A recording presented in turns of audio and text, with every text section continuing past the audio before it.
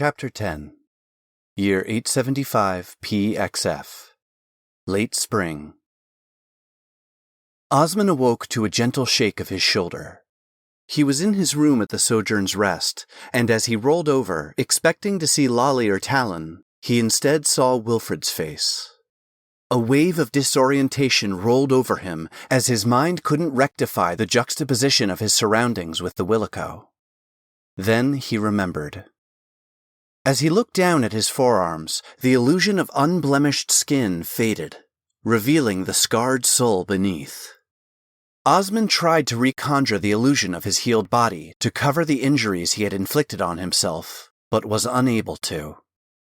His initial disappointment at his failure transitioned to resigned acceptance as he recognized that denying the parts of his life he didn't like was what led to his current situation. Osmond's sleep had not been entirely peaceful. His mind could not help but fret over all that was still unknown to him. He trusted Wilfred implicitly, but the growing uncertainty over what the real world held for him and his future made his sleep broken and fitful. Osmond had felt the unfamiliar and distorted flesh that awaited him out there when searching for his body that lay in the chrysalis. And while Osmond dreaded what kind of existence awaited him outside this mindscape, darker shadows lurked behind that fear that unnerved him even more.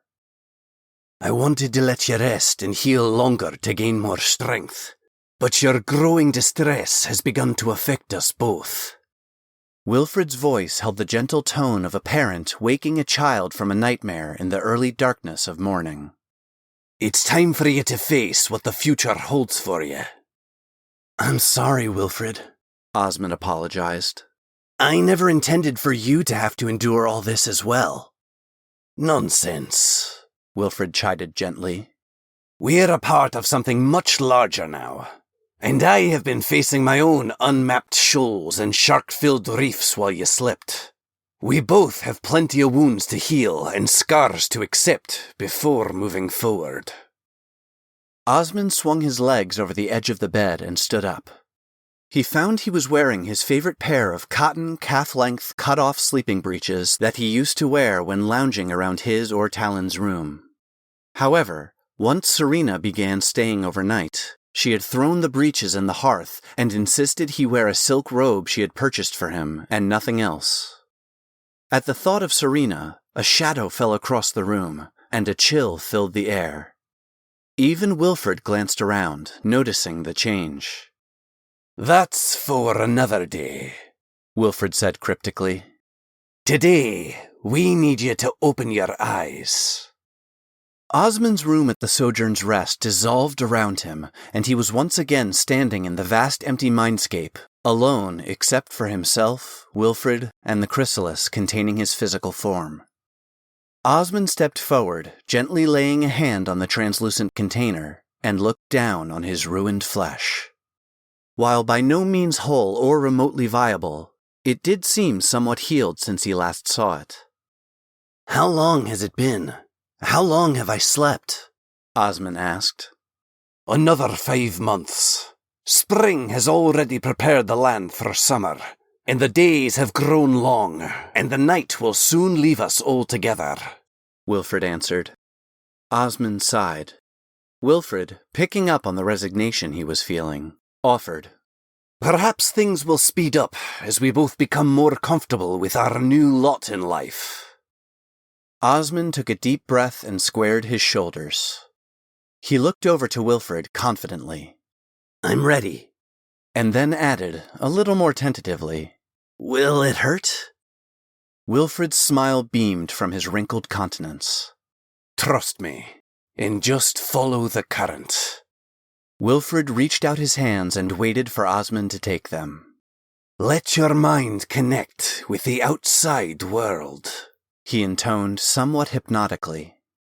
Osmond closed his eyes as their hands made contact and felt a rush of motion, although he sensed he was not moving. No, not motion. Wind. The familiar sensation from his childhood of standing on the high bald meadows near the cliffs of Horizon's End, arms raised out to his sides with the sky flowing around him. Osmond leaned into the sensation. But as he did, he felt a torsion on his soul, pulling on it unnaturally and uncomfortably. "Wilfred?" Osmond cried out nervously. He tried to open his eyes but found he couldn't, now helplessly caught in the current that pulled his soul and consciousness forward. The torquing of Osmond's spiritual body worsened, reminiscent of the serpent's breath that had torn his flesh apart, leaving it the ruin resting in the chrysalis behind him. Panic began to fill Osmond, and he lashed out wildly, trying to fight the forces acting on him. Wilfred's calm voice cut through Osmond's growing anxiety. "It won't hurt, I promise. We just aren't the same anymore. Accept the vessel. Flow into it like the tide." Osmond tried to calm himself as he let the current thrust him forward, but could not quell his racing heart and his breaths rushing in and out like bellows. Osmond felt his spine extend while his hands and feet painfully distorted and stretched like overcooked caramel. A feeling of heaviness and mass settled on his shoulders, thighs, and haunches. Osmond gritted his teeth at the unnatural sense of otherness that washed over him, only to find his teeth similarly were no longer his. Before he could contemplate the change, with a twang akin to a plucked lute string vibrating through his being, Osmond found he inhabited his new flesh. The sounds and sense of life filled his nose. The smell of new growth and retreating winter mixed with the sounds of animals scurrying through the last snowdrifts assaulted Osmond's senses in a way he had never experienced. "Open your eyes, Osmond." Wilfred's voice, no longer heard with ears, spiritual or otherwise, was once again only an echo in his mind, with no specific direction or source. Osmond's physical eyes opened on a nighttime landscape, yet the darkness did not cloak it in shadow. His vision could drink in the details of every movement and texture. Osmond's mouth opened in wonder, and he again encountered the teeth that were not his. His lower lip scraped down the length of two saber-like fangs that extended past his jaw. Osmond looked down at himself, discovering two powerful paws covered in iridescent white fur that unsheathed wicked claws with the flecks of his fingers. Wilfred?" Osmond asked internally with astonishment and trepidation. "Am I a Saldrig?" "Aye, we are," Wilfred replied. "The tempest of forces unleashed at the elemental inception when I stepped into the Guardian's breath empowered your human flesh. It soaked up the storm of magical energies like a sponge. Best I can figure is as you teetered on the brink of death, your body, harnessing that power in an instinctive reaction to keep you alive, transformed into the strongest thing you could think of to survive the serpent's power." Wilfred's voice continued explaining to the best of his ability. "You were unconscious, but I remained lucid as the Guardian suspiciously cast its serpentine eyes on us, wary of how it too was used by the forces surrounding us." Wilfred intoned, "It spoke to me." In a flash of insight, Osmond was transported to the memory as if it was his own. 10 months earlier, 874 PXF. Autumn. Treachery! What trickery have you wrought, spirit? The giant guardian of the Argestian Inception coiled menacingly, ready to strike. Osmond felt Wilfred's panic as he tried to speak, but the only sound that passed the prone Saldrig's toothy maw was a pitiful, confused, mewling whimper. Osmond watched the tension in the serpent's expression lessen and then become quizzical. No, not your doing. The games of fate and the gods. The serpent's writhing coils calmed into the hypnotic undulations of its guardian aspect and spoke to Wilfred directly. Are you in control of this form, spirit? Can you stand? Still submerged in the Willico's memory, Osmond felt Wilfred test his control of the corporeal Saldrig body he now inhabited along with him. There was a strange parallel between the fisherman Wilfred had been learning a new vessel and him familiarizing himself with the feline predator. Whether it was from his centuries as a sailor or millennia as a willico that eased the process, Osmond could not tell. But Wilfred seemed to have a much easier time adjusting to the Saldrig's shape than he had had. In short order, Wilfred got up off the ground, sat regally with tail wrapped around his haunches before the serpentine guardian, and gave an honor-filled nod to the serpent before him. It is no common beast the two of you have inhabited.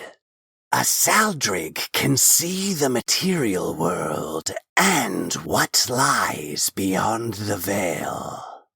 From within its flesh, the currents and truths of the Sullenfell are open to you, as are the deepest wells of nature's healing energies, the serpent explained. Its eyes then glowed with an icy blue light as its voice took on a tone of conjecture. But, spirit, this form is not your final fate. The body you now cohabitate with your Uldani charge is malleable. That of a soul channeler. Wilfred pulled up a distant memory from his living life and projected a question toward the guardian serpent. I thought the legends of humans who could change into beasts were just tales told by drunken sailors and defeated warriors. Was Osmond always the same as the human druids of the north? Is that how this happened? Your flesh is now similar to them, but unique. The serpent continued. Your companion did not enter this grove as a soul channeler, but it is what he is now.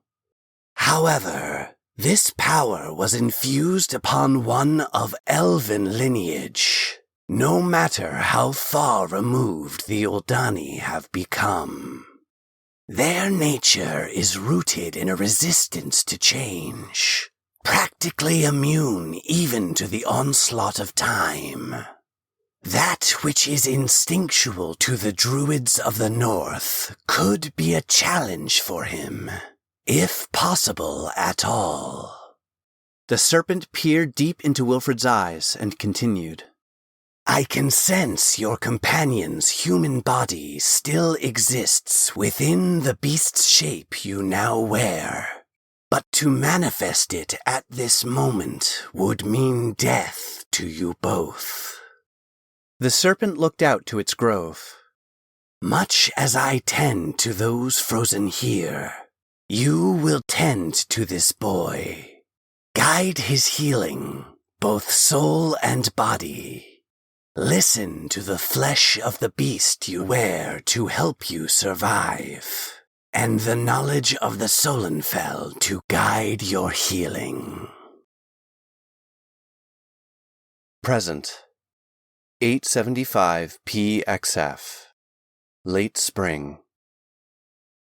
The memory faded from Osmond's mind, and he found himself again looking out into the night through the eyes of the Saldrig. He asked internally, A soul channeler? Druids? Wilfred, what does that all mean? What have I become? What have we become? I don't rightly know, Wilfred answered. But until you heal, none of that matters. For now, we're a Saldrig. We're safe, and you're cared for. Wilfred said the last with a certainty that harbored no doubt. Osmond could feel Wilfred's command of the Saldrig form they inhabited step aside as he used his flexible tongue to test the sharpness of his elongated teeth and unsheath his formidable claws. Take it slow, Wilfred instructed. But 'tis time for your mind and body to remember what it's like to be alive. Osmond smiled inwardly as he shifted the new Saldrig body slightly, feeling its muscles' terrifying strength and lightning-quick reflexes. He felt his mind connect with the instincts of the predatory beast he now inhabited, and, with a roar of delight, leapt forward into the night. Off to his left, Osmond's pounce startled a grazing hare that darted away fast as lightning. Without hesitation, he twisted in midair, landing his huge Saldric body on all fours, already crouched for action. And the hunt was on. The hare zigzagged across the still thawing open ground as Osmond barreled forward in a straight line after it, quickly closing the distance between his razor-sharp front claws and the hare's flashing tail. With a burst of speed, his prey juked right, and then dove under the low-hanging, snow-covered boughs of a fir tree. Osmond twisted awkwardly to make the sharp turn, his back legs scrambling on an icy patch of ground to find purchase, before leaping blindly into the fir tree where the hare had disappeared.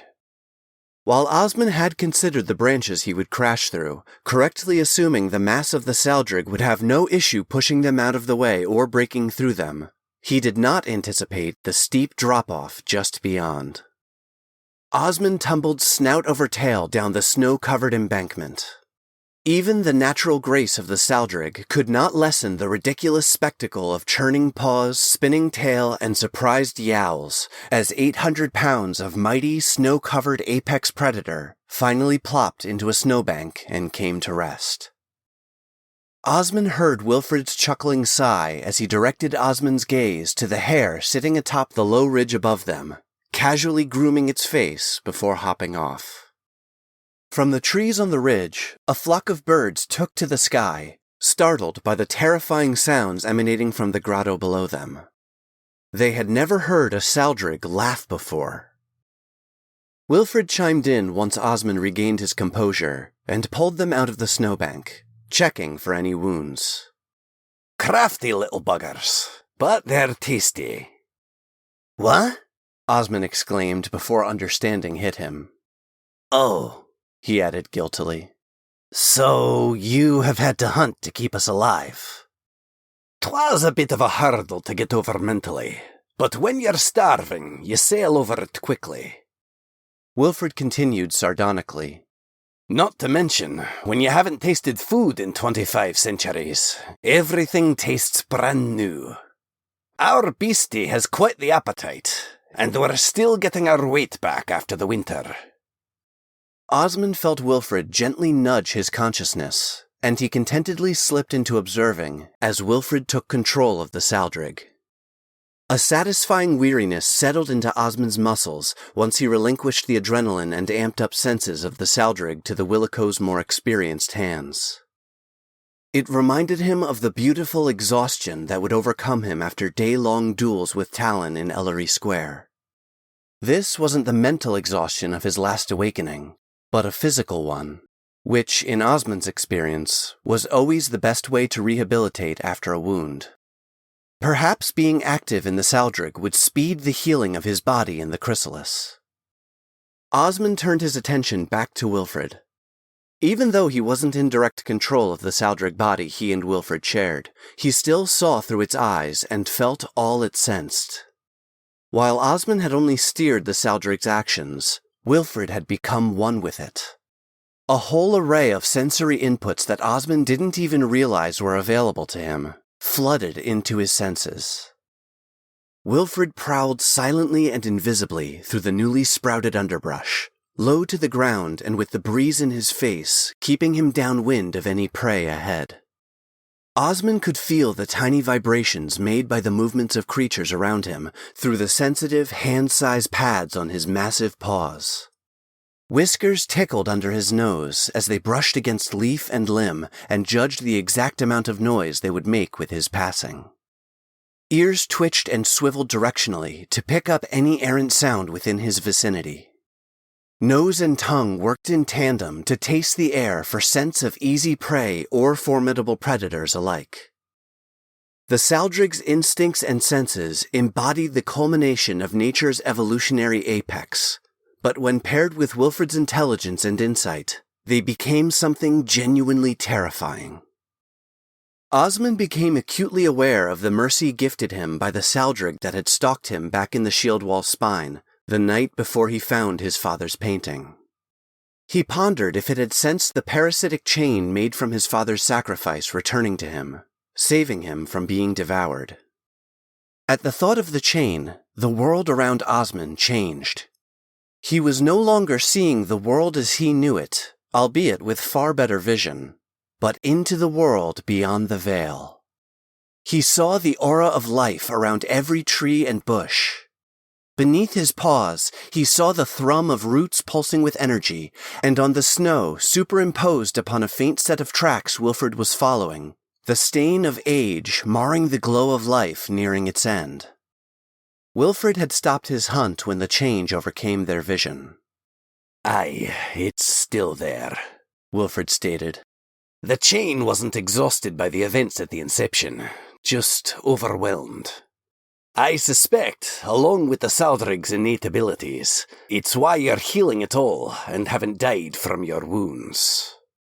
Wilfred looked back over the Saldrig's shoulder, and from the sky beyond the veil, snaking one by one into the side of their ribcage, flowed the links of the parasite's broken chain.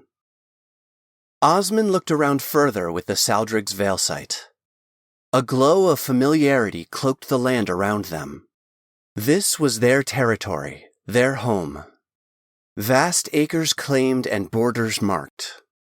Osmond even keyed into multiple dens and warrens known to them for shelter, safety, and rest. Wilfred waited patiently, gently guiding Osmond's eyes to the tracks they were following. Understanding dawned on him. This beast knew where it was venturing. It sought us out, as it knew its last journey was upon it, Osmond stated reverently. Aye, it did, Wilfred confirmed. A caribou stag, prince of its herd, ready to set down his heavy crown here on his terms, instead of waiting for the humiliation of age to steal it from him. Osmond lifted his eyes from the caribou tracks to the sky. Overhead, the Solenfell was not the river of light he saw with his human eyes, but an infinite mosaic of pictures painted across the night, akin to what he witnessed with the serpent at the inception. He began to pose a question to Wilfred regarding the Guardian's comment in their shared memory about the truths revealed in the Solenfell, but Wilfred interrupted. Tonight we hunt. We all need nourishment and have a duty to the beast that has sought us out. Wilfred's tone brooked no room for argument. With a blink of the Saldrig's heavy-lidded eyes, its veil sight reverted to taking in the light of the material world around them. In less than a quarter of an hour, Wilfred tracked the caribou to a clearing where it absently grazed while patiently waiting for their arrival. The majestic stag was far larger than Osmond had expected. It was easily a match in mass for the draft horses he remembered from Arnador, but the caribou's longer legs would have it standing taller at the shoulder. Not only did their prey carry more mass than the Saldrig flesh he and Wilfred inhabited, but a pair of branching antlers the size of broadswords stood atop the stag's head, held aloft by its powerful neck. As they prowled forward, the regal stag's gaze bore unflinchingly into the feline eyes that stalked him. While this prince of the tundra might be resigned to its fate, it would not go quietly into the Solenfell.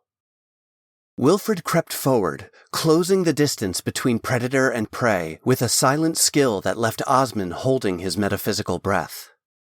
The eyes of the two beasts, locked together in nature's final dance, never faltered or darted away from one another's gaze.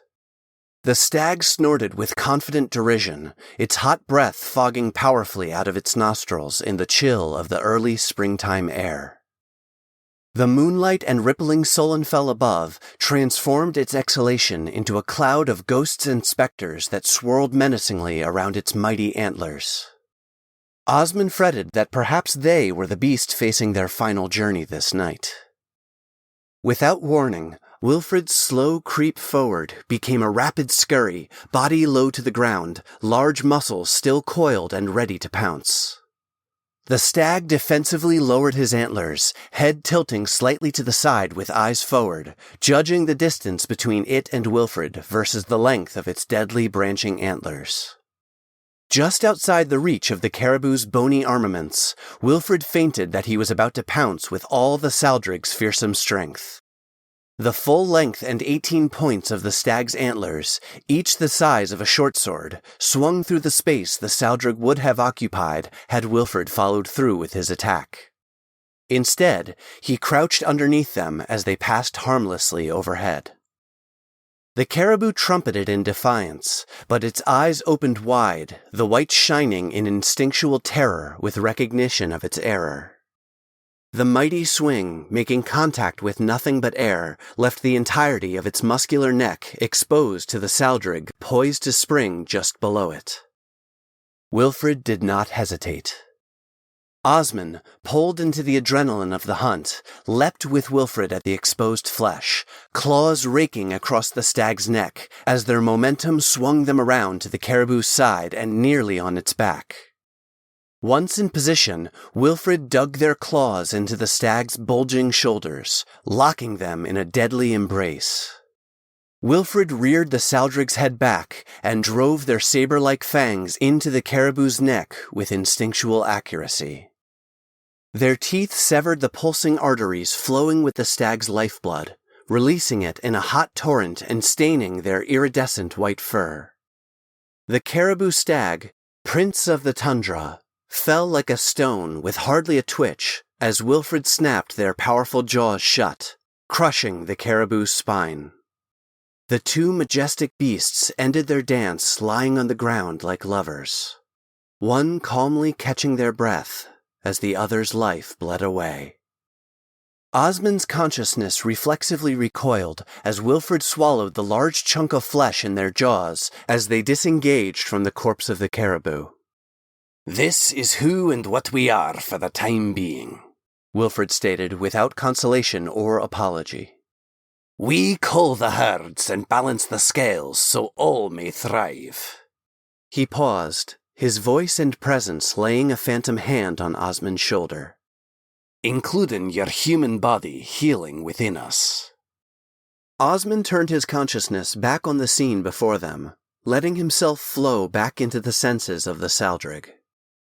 While he was not ready to be the one actively feeding on the still warm flesh of the caribou, he would not shy away either. As they fed, Osmond could feel the vitality and strength of the stag flowing not just into the saldrig's flesh, but his own body and spirit as well. A deep hunger filled him as though he had been starving through months of sickness and finally had regained his appetite. He could not be sure, but in his need, Osmond might have been the one to take a bite when Wilfred paused past the extent of his patience. As his initial ravenous appetite became satiated, Osmond blinked their vision over to Veilsight in a stupor, curious about what it would reveal. He was shocked to see the spirit of the caribou stag watching over them as they feasted on his corpse. The prince of the tundra gave a slight bow of acknowledgement to Osmond, its spirit recognizing it was now visible to his eyes. With a shake akin to a hound ridding its coat of water, the elder stag shook its form, sloughing off its age and afflictions, becoming once again a young buck in his prime. The giant antlers seemed to fall in slow motion from their great height where they once perched upon the stag's head. Osmond's saldric eyes drank in every detail, reading in them the entirety of the great stag's life. Decades of scarce winters and bountiful summers, migrations crisscrossing the length and breadth of Kaiflanor, punctuated by autumn's rut and the new foals of spring. A princely life well lived, guiding a herd of his mates and progeny, living in balance with the beasts and tribes who shared the island with him. The ghostly antlers never hit the ground, but instead dissolved into motes of starlight and flowed into Osmond's soul through the saldrig's eyes. Osmond felt the caribou prince's memory and form take its place within his own, as though waiting to be called upon when needed. In the snow next to its corpse, the spirit of the young caribou buck who had been prince pranced in a small circle before giving a last look over its shoulder and a slight nod to Osmond. With a flash of its tail, the caribou's spirit scampered not into the forest, but up into the sky, its story joining the infinite mosaic of souls painted there.